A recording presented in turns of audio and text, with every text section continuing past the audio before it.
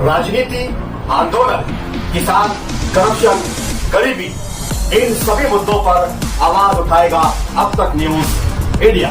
सत्ता के आगे जब भी सवाल कमजोर पड़ने लग जाए तो सवाल उठाने पड़ते हैं। बोल के लफ्ज आजाद है तेरे, बोल के सच जिंदा है अब तक।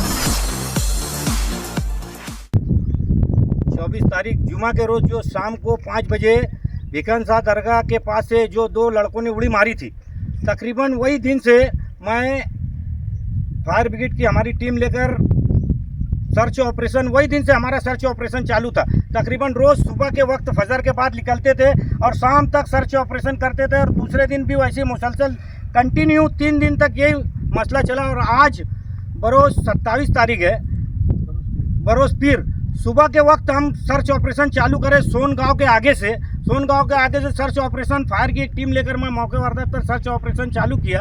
और अल्लाह की मदद से रोज़ाना गांव के आगे ये डेड बॉडी पानी के गिरना डैम का फ्लो लग जाता है, और अजंता सेठ वहाँ पर ये बॉडी दिखाई थी। वहाँ पर हमारे कांस्टेबल यादव साहब और मोरे साहब, फिर इनको बुलाया और एम्बुलेंस वाले को बुलाया, और हमने मौके वारदात पर बॉडी जो थी डैम के बीचों बीच थी, मैंने उसको रेस्क्यू करके सर्च कर बाहर निकाल कर उसको अभी बॉडी को डालकर हम एम्बुलेंस में सिविल हॉस्पिटल ले जा रहे हैं। मेरा बोलने का मतलब ये है, जब से ये लड़का जो पानी में डूबा था, जब से मुसलसल कंटिन्यू 3 दिन से सुबह से लेकर शाम तक मैं सर्च ऑपरेशन चालू रखा, और अल्लाह की मदद से आज हमें कामयाबी मिली, और उसे निकाल कर डेड बॉडी को निकाल कर अभी हमें सिविल हॉस्पिटल भेजना है। जैसे एक टीम लेकर मैं फायर ब्रिगेड के आया था, जिसमें हमारे अधिकारी पवार, संजय पवार साहब, मनोहर तिसगे, रवि सिजवाड़,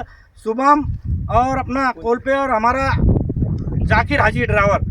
एक बोलने का मतलब ये कंटिन्यू मैं 3 दिन से इस बॉडी को तलाश कर रहा था, और अल्लाह का बड़ा करम और एहसान रहा। 3 दिन के बाद ये बॉडी हमको मिली, और इसको निकाल कर अभी इनके अहले खाना को देना है। ये जब से गिरना नदी में डूबा था, पूरे माले गांव के शहरियान इसकी फिक्र और परेशानी में थे कि ये कब मिलेगा। इन्होंने पूरे शहर के लोगों ने दुआ किए। इसके वार्ड के मेंबर जैसे हमारे खालिद हाजी साहब, उसके बाद खालिद हाजी, कलीम अल नसीम, उसके बाद अपना मुशरिफ रंगाड़ी, डॉक्टर खालिद परवेज, गबू मेंबर, और बहुत सारे सोशल वर्कर इस बात पे कंटिन्यू मुझसे रास्ता में थे। और शेख आसिफ साहब कंटिन्यू 2-3 बार मुझे फ़ोन लगाया कि शकील बॉडी मिली कि नहीं मिली, वो भी रास्ते में थे। और बहुत सारे सोशल वर्कर और कॉरपोरेटर, एक का नाम नहीं ले सकता मैं, पूरा शहर इस लड़के के ढूंढने के लिए परेशान था। हम जब से तलाश कर रहे थे, शहर के सैकड़ों लोगों ने मुझसे बात की और इसे तलाश करने के लिए हमसे अपडेट लेते रही। अल्लाह की मदद रही। 3 दिन के बाद रेस्क्यू कर इसकी बॉडी कम से कम मालेगांव, जहाँ पे भिकन शाह दरगाह झांझेश्वर मंदिर के लग से लड़का डूबा था, वहाँ से लेके तकरीबन 25 से 30 किलोमीटर दूर बॉडी बह के आ गई। मैंने पहले ही दिन कहा था कि अगर पानी का फ्लो ज़्यादा है तो बॉडी कहीं रुकेंगी नहीं। मैं मालेगांव शहरियान को और हमारे बच्चों को एक आपके माध्यम से एक नसीहत देना चाहता हूँ कि मैंने अक्सर बॉडी निकाला, कई सैकड़ों बॉडी निकाला अल्लाह की मदद से, तो उसमें मैंने देखने में आया कि 4-5 दोस्त रहते हैं और पानी ज़्यादा रहता है। नहाने 1-2 दोस्तों को नहाते आता है, और 1-2 दोस्त उसको शरीयत लगाते हैं कि चल उड़ी मार कर कौन आगे जाएगा या इससे आगे निकलेगा, या तेरे को कितना नहाते आता है, मेरे को कितना नहाते आता है। ये अल्लाह का एहसान है। आपको स्विमिंग आती है, बहुत अच्छी बात है, लेकिन स्विमिंग जो नहाने वाला आदमी जो तैराकी है, वो अपने आप को इतना स्मार्ट समझ लेता है कि पानी आग हवा से कोई जीत नहीं सकता।